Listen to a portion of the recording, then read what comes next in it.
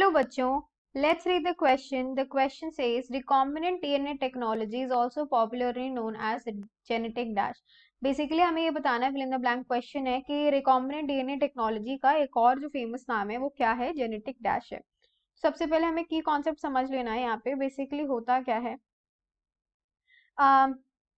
DNA recombinant basically जब हम लोग रिकॉम्बिनेंट डीएनए टेक्नोलॉजी की बात करते हैं, जिसको हम इवन क्या बोलते हैं, हम लोग इसको आरडीएनए भी बोलते हैं। तो ये जो आरडीएनए है ना, ये बेसिकली टेक्नोलॉजी क्या करती है, ये एक टेक्निक है जो मेनली यूज की जाती है क्या करने के लिए, चेंज करने के लिए फिनोटाइप को। फिनोटाइप किस चीज का, होस्ट ऑर्गेनिजम्स का, होस्ट ऑर्गेनिजम्स का।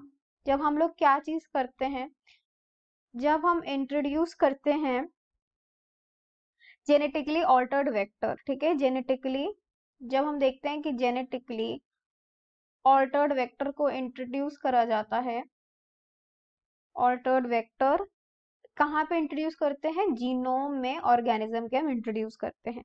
सिंपल भाषा में बात करें तो ये एक प्रोसेस है आरडीएनए टेक्नोलॉजी का, जहाँ पे इंट्रोडक्शन होता है foreign piece of DNA strand का, कहाँ पे, जीनोम में होता है, जहां पे हमें, जिसके पास क्या होता है, जीन ऑफ इंटरेस्ट जो कैरी कर रहा होता है।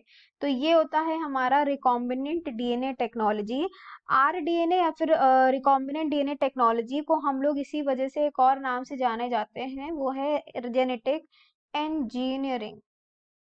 Genetic engineering. और इस टेक्निक में क्या होता है, ऑल्टरेशन होता है जेनेटिक मेकअप का। क्या होता है, alteration of genetic makeup of cells के by deliberate